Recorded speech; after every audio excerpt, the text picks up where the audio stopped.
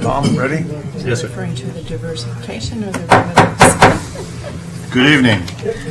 Today is Wednesday, October 10th, 2018. I'd like to call this evening's City Council meeting to order. If we could stand for the Pledge of Allegiance.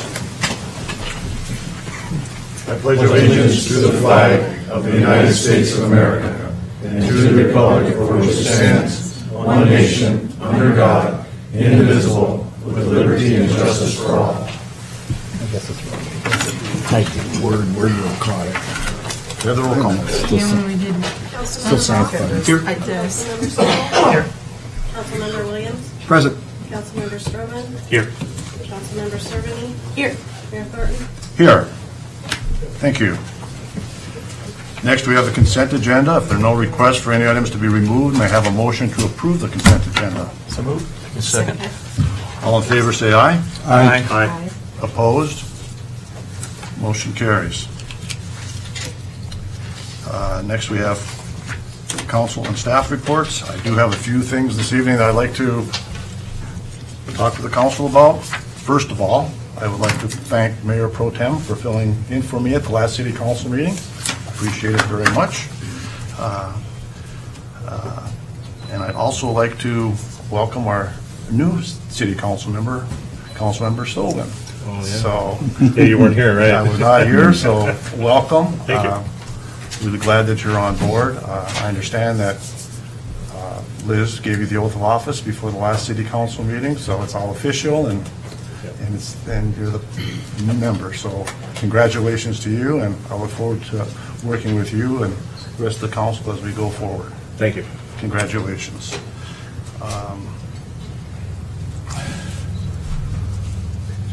Just want to review a couple things I believe that were brought up at the last city council meeting. Our city consultant, Janice Corbin, our HR consultant, she reviewed updated the council on some of the most recent personnel actions that the city is taking. So I just want to go over that with the council again here real quick this evening. First of all, we do have a finalist for the finance manager position. His name is Dustin Bailey. Dustin does live here in La Center. He currently is employed by the federal government, and hopefully we'll have that all put together and put to bed by the end of this week. So very anxious for everybody to meet Dustin, and yeah, I'm just thrilled that we're going to have him coming on board. Also, I believe Janice talked with you all about the recent development with our wastewater treatment plant supervisor, Matt Jenkins. Matt Jenkins is also going to assume the role as the Public Works Manager. So Matt will be overseeing not just the wastewater treatment plant, but the entire Public Works Department as well. So that was effective the 1st of this month, and I'm very happy for Matt. And he's an outstanding individual, a great employee, and we're very fortunate to have him. So at the next city council meeting, hopefully both of them will be here, and we'll be able to introduce them in their new roles. And yeah, it's big steps forward for our city. The chief has been very active and busy bringing on a new police officer. So we have a new officer as well, Sheridan Krucher. If I pronounce his name right. And I'm going to just let the chief talk a little bit about Sheridan, but he's currently at the academy, and he's already on board with the city, and that's also another real exciting recent development from a personnel standpoint. And then just a quick update on the community development director. That position has been posted and it's being advertised. The city's accepting applications right now, and we'll have an update on that as well at the next city council meeting. So yeah, those are all great steps and lots of good news for our community and our city. And then I just also want to remind the council that we will be having a city council work session prior to this next city council meeting on October 24th to discuss the 2019 budget. October 5th, our financial consultant, Paul Lewis, did send a email out to the council members with a draft 2019 budget. So hopefully you've all had a chance to start looking at that. That's something we'll be talking in more detail about it. What's the starting time for that?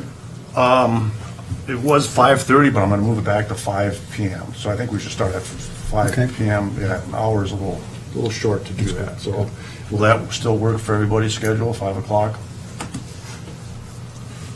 Okay. But between now and then, if anybody has any questions on the memo that was sent to you by Paul Lewis, please don't hesitate to either contact me or Paul Lewis, or a new council member. He's the other go-to person now, is Tom Stover. Yeah,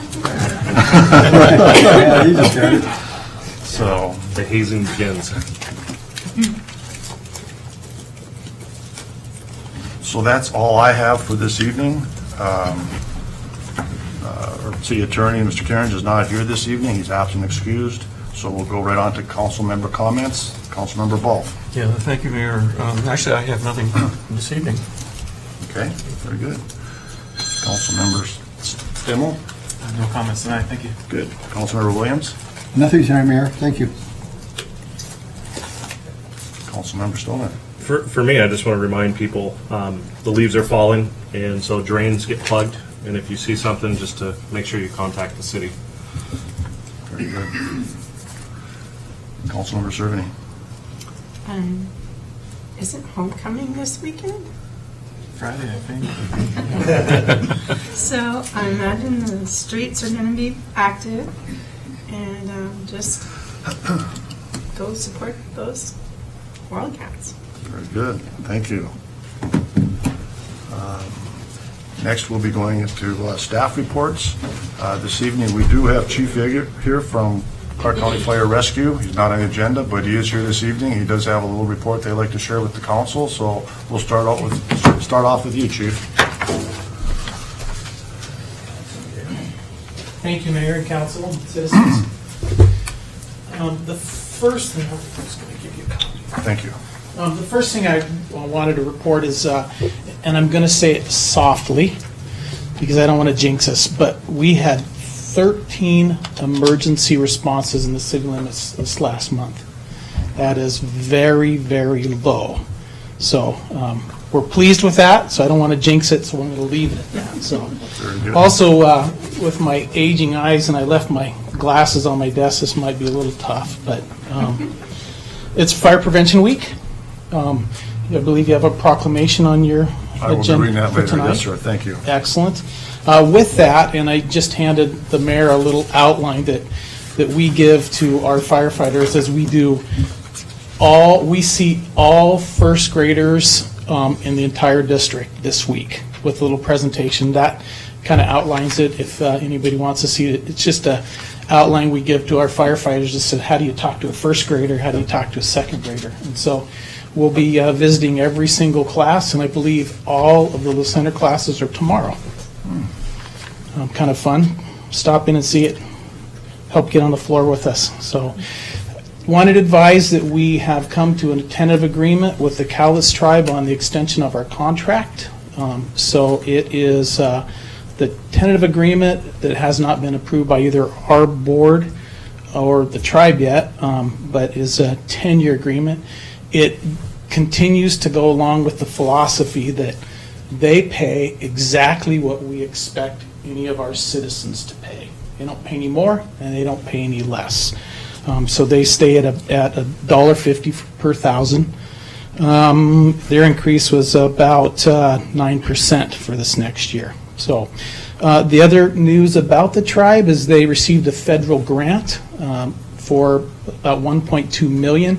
$650,000 of that was for a new fire engine for us, which will be proudly put in our La Center station. So Awesome. we're Great pretty news. pleased about that. Yeah. Yeah. So we're on the fast track of trying to get it ordered. We have a spec already, and hopefully we'll get that thing ordered and get it into the fire station. Will that be an additional engine or just a replacement engine? It'll be a replacement engine.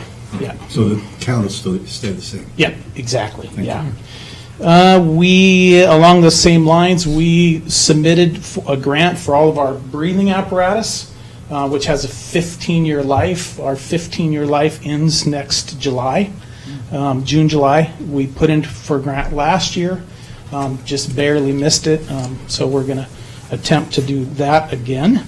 If not, we have to find a way to get those replaced. As most of you know, the burn ban was lifted. And so I just want to make sure everybody knows, we have not had a runaway escape fire with that lift, but lots of people don't know it's lifted, and so always the week it's lifted, we get hundreds of calls, which we have to go and check. So the last thing is we did have a leak on the roof of the firehouse. It was somewhat minor, and it has been repaired. That's all I have, unless there's questions. The only question I have for you, Chief, the new fire truck, is that going to be more like the trucks that we currently have, or is it going to be a hook and ladder truck? It or? will be, at this point, it will be just a regular fire engine. Okay. So we are working on replacing our ladder truck, because it is aging. Another concept that we've been working on, we've actually been doing a study about the difference between the cost effectiveness of running a full-size fire engine to 82% of our calls, which are medical, right? That can be a challenge, versus how many times you're out in that fire truck, which is for us constantly, and you're out in a smaller rig and you have a fire and you got to go back and get the fire engine. So I think we are probably, I don't want to get ahead of the chief, but I think we probably will be doing some experimenting with a smaller, quicker, faster, easier, more cost-effective rigs. Thank you Okay. very much. Thank you very much. Thank you.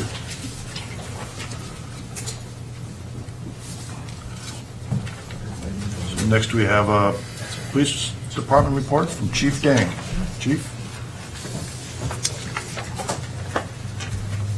Mayor, council, citizens, Chief Denny. Short blotter this month, but that's an old incident that occurred in September. I'll let you guys read through it, because basically, it's old news. It was in the Columbian, I'm sure, so it's all public record, but it's about an incident that occurred here in the center, and the individual was arrested and has since been released. So I don't want to go into much more detail than that, pending trial. So the other thing on the next page of the blotter is basically the stats, and you guys can ask me questions about those if you desire.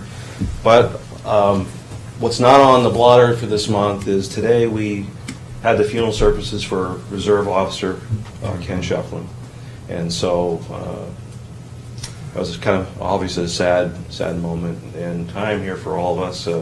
He's a great man. He did a lot of good things for the center while he worked here. He was here a short time, but he had a huge impact on our community as far as what he did, and he brought in the Black Pearls and all that for the show. So that was, pretty moving today at his funeral services. On a positive note, we brought on an officer as of October 1st. His name is Sheridan Crutcher, and he is actually certified out of Oregon. So currently, on Monday, October 8th, he's at the Equivalency Academy in Washington. He'll be there until the 19th of October, and he'll get his credentials to be a peace officer, and then he'll go on field training with our officers. So that'll be coming up here after the 19th. Another positive note for us is that Alice Peters and Danny Bowerman put in for a grant through the state for a live scan device, so we can do fingerprinting live scan without the fingerprint cards like we are doing currently. So that first of the year we can start looking at vendors and ordering products for that. With that, we were talking today with all the no room at the inn kind of a concept at the jail, and how we have to overcome some of the booking issues as far as taking photographs in the field, doing fingerprint scan and DNA and all those types of things now. We're looking at developing that whole thing into a system into our interview room that we currently have for a booking room eventually, because we are going to be getting the BAC machine from up at the way station eventually when they do their remodel. It'll be coming here to the center. So we might as well be a one-stop shop so everybody can use the machines and get someone booked into without booking them, book and release. That's the new way of today. So Yeah. With that, if you have any questions about the stats or anything that I brought up tonight, that's all I have. Any questions for the chief? How's the left turn thing at the school, how's that been working? Actually, it's been, after the first couple of weeks of learning, it's been going very well. We haven't had anybody, every once in a while some will turn, but overall it's had a good impact. Moves traffic much better than it was in the past, so it is a positive step. And parents are, I think, there's times, when there's more traffic than others, but obviously I think they've learned the lesson and getting the kids through there smoothly. So, and using the buses more often. Good, thank you.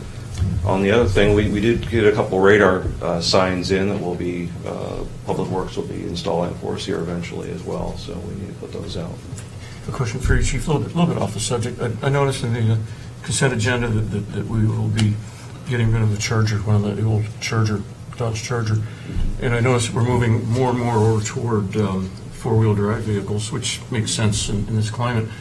Back when I was working, and when I was working with the communication equipment people and with police officers, that was a few years ago now. But the big deal back then was the Fords and the Dodges were known as good pursuit vehicles. I see us moving away from the need for having pursuit vehicles. Pursuits are a thing of the past, pretty much, for law enforcement, unless it's something that you can articulate and justify that it's a fleeing felon. And you know what they've committed, and they're a danger to society in some way, we don't pursue. Okay. There's a radio system. We do blockades. We set up road, spikes and things like that. Try to intercept vehicles more safely. But in the past with pursuits, what would happen is that people would just speed up, and someone would get into the T-bone in an intersection and kill other innocent people. So we try not to do that any longer, unless it's a safe environment. Thank you. Yep. Thank you, Chief. You're welcome.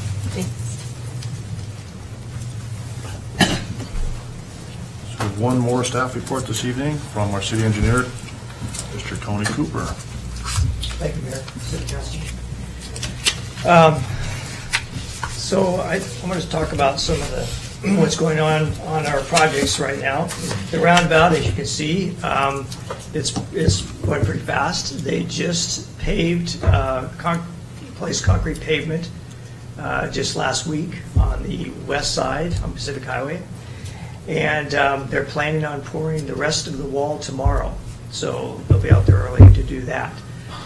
They were planning to start paving this week, but they had some problems with the asphalt, getting the right kind of asphalt. It's a special asphalt used on the approaches to those concrete slabs. It's a little more resilient asphalt. So they had some problems getting that.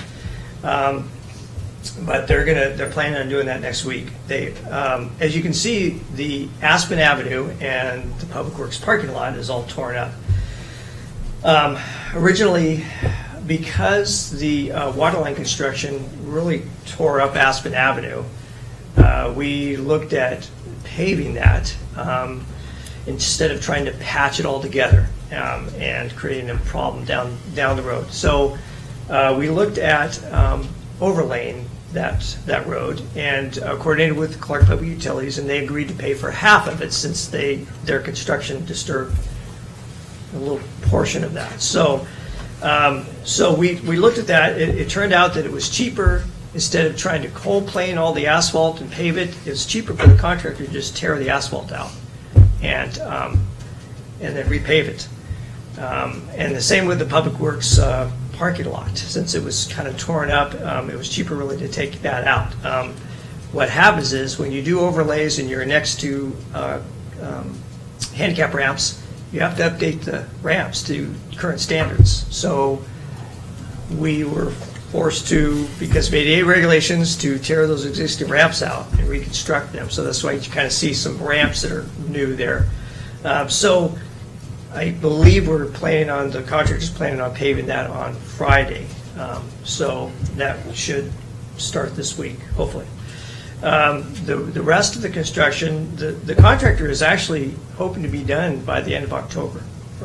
with all of the construction.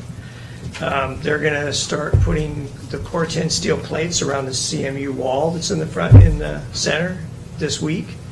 And then they're going to pour some sidewalk they've been forming on the west side, and then do the rest of the paving. And then they do have to do some minor repairs in places, and then the landscape architect or landscape contractor is going to be out there installing all of the rest of the pavers and then the landscaping and irrigation, and that probably will take a couple weeks. But that's really the majority of what needs to be done after the center is done in the wall. And you can see that the part of the wall has been exposed. They're working on the wall now to try to clean it up, grouting and sanding and things like that, and they're going to continue cleaning that up, and then when they pour the rest of the wall, they're going to do that. So I think in the next few weeks, you're going to see pretty much the majority of the work is going to be done.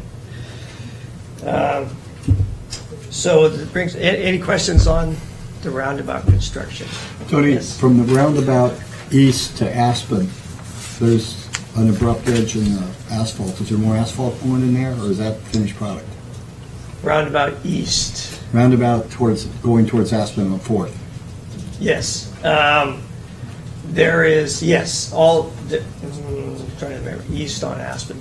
So, Between the roundabout and Aspen, 4th Street, yeah, from the roundabout? there is, yes, there is some pavement that needs to go in there. Oh, okay, because it seems like it dips in there, and I didn't know if that was just a base coat. Yeah, there are some dips because of the handicap ramps, but you're talking about. Well, this is like in the asphalt.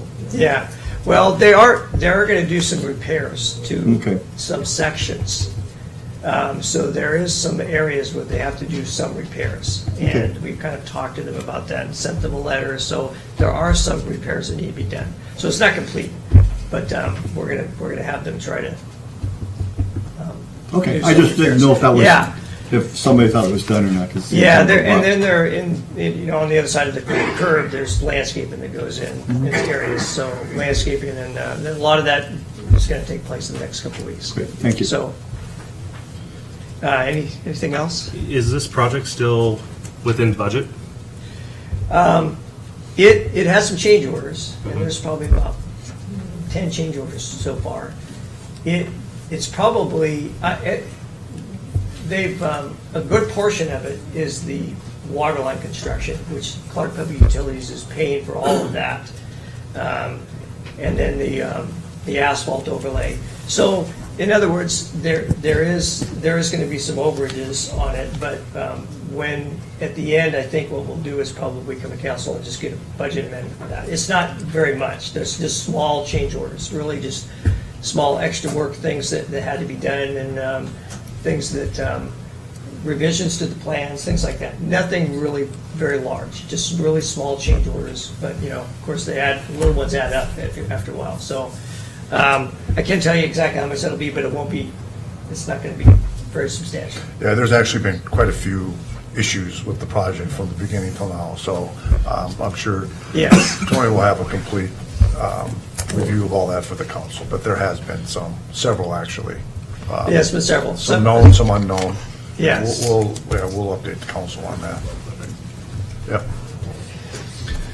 Anything else? Thank you, Tony. You're welcome. So I'm going to continue on. Spencer and Timber Road Guardrail Project. On September 17th, a guardrail project for Spencer and Timber Road. There's some guardrail that's been damaged both on Spencer and Timber Road. And so we advertised the project in September and put it on a small works roster. And we, on October 3rd, opened the one bid, and there was just one bid, and it was for Peterson Brothers Incorporated for $24,349.83. The Public Works is going to evaluate the bid, determine if it's appropriate or not. But if it definitely needs to be done, it's a safety issue. It needs to be repaired, and it's something that we can claim on the insurance. So that will be something we need to talk about. And as far as awarding that project and to get that repair done, Peterson Brothers had done previously some guardrail repair in the city, so they are familiar with it. So, but we will pursue trying to get that done so that we can get the insurance claim on it. The next thing is community board, reader board. Public Works staff evaluated some appropriate LED reader board replacement, and he's determined the cost and estimated the installation cost as well as what the budget is going to be. So I will talk about that in the next staff report, so I won't go any more in depth than that. Residential construction update, Riverside Estates, there was a general grading plan, grading permit issued just for rough grading right now, and everybody can see that they're doing work out there. And so that's proceeding. We just got plans last Monday for the subdivision, for actually the construction of all the roads and the utilities.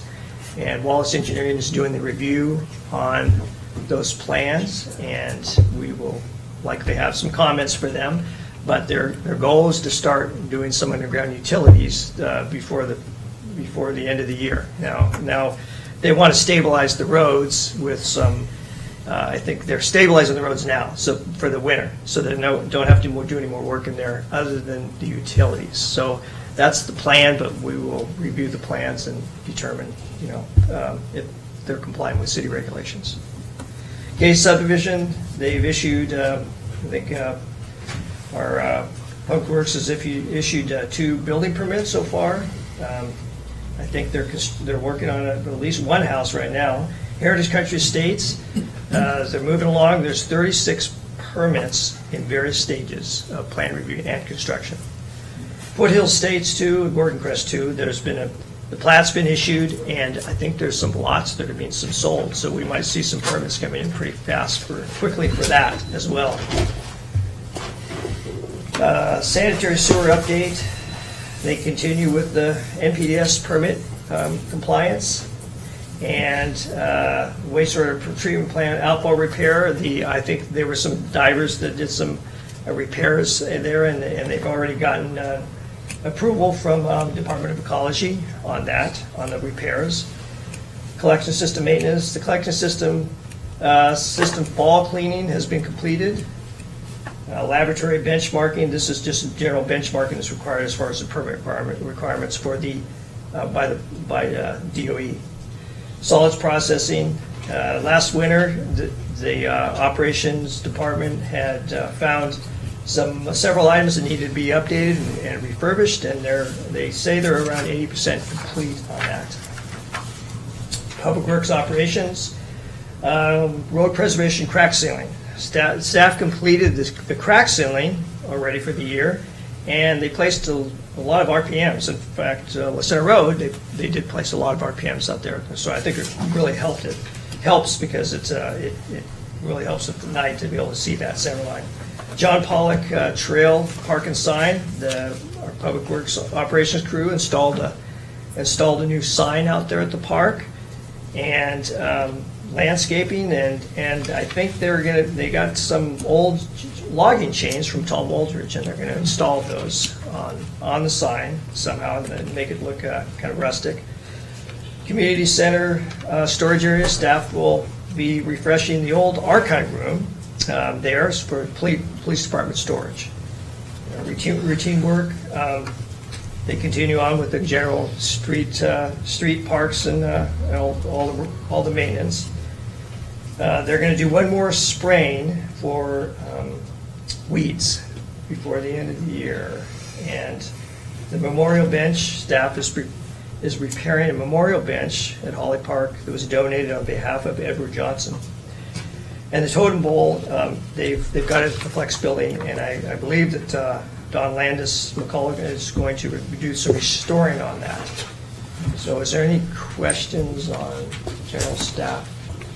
Tony, on the raised pavement markers? Yes. Do we mark fire hydrants in the center? What's that? Do they mark fire hydrants in the center? I know some cities. I don't think they do. They put blue markers by them. I know a lot of cities do. I don't think that our staff does that. I don't think that's, as far as I know, I will talk to them about it, but I don't believe they Is that our staff, or would it be fire department, or would it be PD? Well, that's a good question. It usually it's Public Works, I believe, that does that, but I think it's some coordination we have to do with. Yeah, and in Athens County, PUD does it, Unfortunately, they don't have the time usually to do many, so we actually have cases of them in the tar and stuff. As long as Public Works doesn't mind if they go down, we still let those out. And you guys put them out? Okay, well, that's good. No. Okay, that's all. I know some places, Public Works does do that stuff too. So, okay, I think that's it. And then I have a staff report if anybody has any other questions. Well, that's great, Tony, thank you. Thank you. Thank you. Okay. Do you want me to continue? Yeah, or might as you well do want- your staff report on the Okay. reader board sign. Yes. Yeah, let's get that done, too. Staff has been tasked with looking at the reader board and determining what kind of replacement can go in there and what the cost is. So I did some coordination with the manufacturer and got some costs from them. I just want to back up that originally, I think Jeremy Workus had gotten some quotes, a couple quotes from a sign contractor. And the costs were such that it's going to require us to bid the project. So we've looked at that and looked at the cost to determine what that cost would be. I coordinated with the sign manufacturer that currently, the sign is currently the same manufacturer installed that is in there now. So I coordinated with, they're called Watchfire, and looked at an appropriate sign, and what they recommended is a 10 millimeter pixel pitch resolution. They actually recommended a couple, but this seemed to be most appropriate. It's an LED red, green, blue color scheme with 10 millimeter pixel pitch resolution, and it has 4G wireless capability and a data plan so that it can be changed remotely with just wireless. So it doesn't have to have a modem or anything or direct connection. It could be done wireless. So I received some costs for that, and the reader board is approximately a little over $21,000. So with tax and everything, it's going to be close to $25,000 just for the sign. So I estimated how a contractor would install that, and it's going to be a little different from the way it's installed now. Right now, that reader board is really attached with some bolts that go into from the support system. Bolts go directly into the sign and kind of hold it in. Well, they don't. That's that type of sign. They don't. Can't use that attachment anymore. So there has to be a special attachment, and they've given me some specs on that. And there really has to be a bracket that goes on the back of the sign and some additional reinforcement by some beams to attach it to the existing structure and attach that sign to it. So it's a little bit more involved than what is there now. It should work fine. It also has more power consumption, I think, than the older one. Around 11 amps just to run it, and the existing breaker is a 15 amp breaker, and it has an outlet that's attached to it too. So we probably have to update the breaker and possibly some wiring in there. So all in all, I estimated it is around $15,000 just for a contractor to order and install it. And it's just an estimate. So with the $15,000 and the $25,000 for the sign, that's around $40,000. So I've already started with some plans just to figure out how that would work. So I've already started that. Now I did include, I think Naomi put some an example of what that looks like. So there's some, I'm sorry I don't have this up on the board, but there is an example of what this 10 millimeter sign will look like, red, green, blue sign. So it shows 3 examples, and you can see there's there's colors that that can be changed on the sign, and different types of size of text, and the resolution is fairly good for slow traffic. This is what it's made for. So it gives you an idea of kind of what it might look like. Some of these signs are different sizes and they're different heights, but those are that's the color scheme and what the sign will probably look like once it's installed. Tony, is there a local service company that services this, or does the manufacturer have to come out to do it? Well, the manufacturer would warranty it for 5 years, is my understanding. So it might be the manufacturer the manufacturer actually told me that they could remotely look at this and determine if there's problems with it remotely and figure out what kind of parts are needed and then send somebody out. So yeah, I think the manufacturer would coordinate it with a local contractor, but it would basically be the manufacturer that would have to repair this. But it makes it easier, like I say, because they can detect it just by what's wrong with it before they even go out and repair it. Thank you. So your examples here all show the sign set up high. Yes. And not to say that our citizens are facetious or anything, but I have seen when you come into town, soap bubbles coming out of the pond and such. Yeah. Does the screen cover on this have any type of resistance to graffiti or anything along those lines? Is it have some durability against kids throwing rocks or people throwing rocks? I should Well, say? that's a good question. I don't know. I'd have to check on that. I don't know that graffiti has been a problem before. As far as I know, I'd have to talk to our operations staff and determine that. But I know the pond, yes, that does have some vandalism once in a while. And that's another thing that needs to be repaired, which that's something else that our operations crew is planning on working on. But I couldn't answer that question. I would have to do some research to determine how. So, yeah, we're not really making the decision to do this, to buy the sign or what kind of sign, or really, all we're looking for is authorization this evening to go ahead and start the bid process.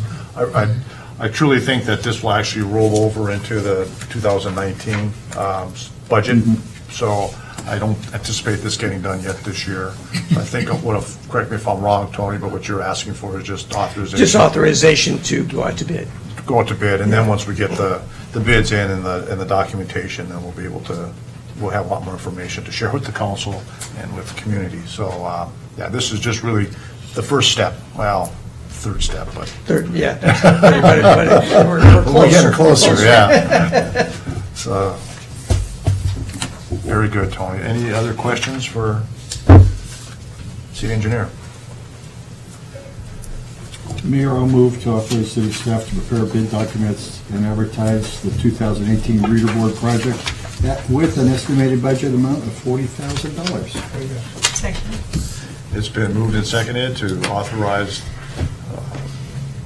I gotta read that myself, city staff to prepare a bid document and advertise the 2018 LED reader board project with an estimated budget of $40,000. All in favor, say aye. Aye. Opposed? Motion carries. Thank you, Tony. Thank you, council. So that's all for staff reports this evening. Next is citizens' public comment. If anybody would like to address the council, if you would please step up to the podium and give us your name and address.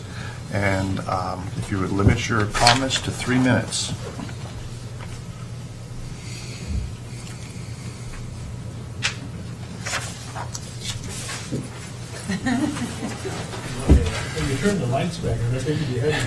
Well, Al Villa, 152 West 15th Street.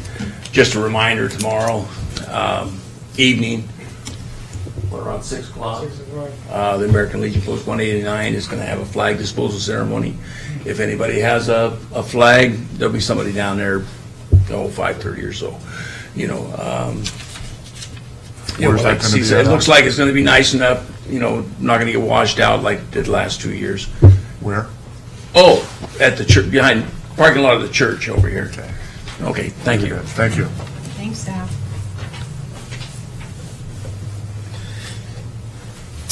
Any other residents want to address the council? Okay. Seeing nobody stepping up, we'll move on. Just one other item here this evening. I do have a proclamation I'd like to read. Proclamation for Fire Prevention Week 2018. Whereas the City of La Center, Washington is committed to ensuring the safety and security of all those living and visiting La Center, and whereas Fire is a serious public safety concern, both locally and nationally, and homes are the locations where people are at greatest risk from fire. And whereas home fires killed 2,735 people in the United States in 2016, according to the National Fire Protection Association, and fire departments in the United States responded to 352,000 home fires. And whereas the majority of U.S. fire deaths, 4 out of 5, occur at home each year, and whereas the fire death rate per 1,000 home fires reported to U.S. fire departments was 10% higher in 2016 than in 1980, and whereas La Center's residents should identify places in their homes where fires can start and eliminate those hazards, and whereas working smoke alarms cut the risk of dying in reported home fires in half, and whereas La Center residents should install smoke alarms in every sleeping room, outside each sleeping area, and on every level of the home, and whereas the La Center residents should listen for the sound of the smoke alarm, and when it sounds, respond by going outside immediately to the designated meeting place, whereas La Center residents who have planned and practiced a home fire escape plan are more prepared and will therefore be more likely to survive a fire.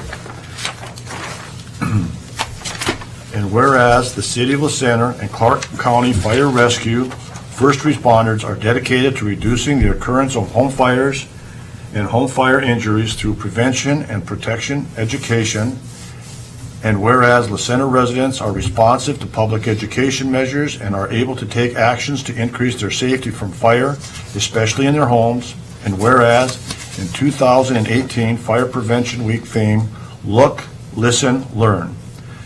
Be aware that fire can happen anywhere.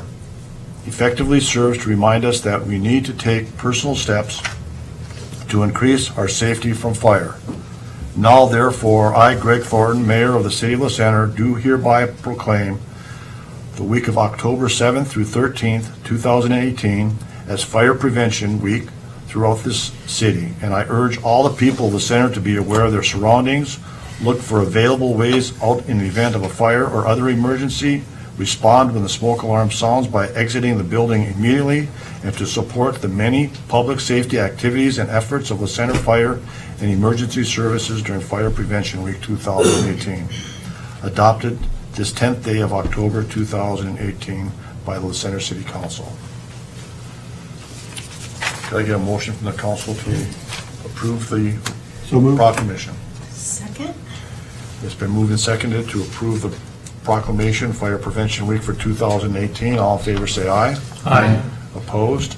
Motion carries. Thank you, council.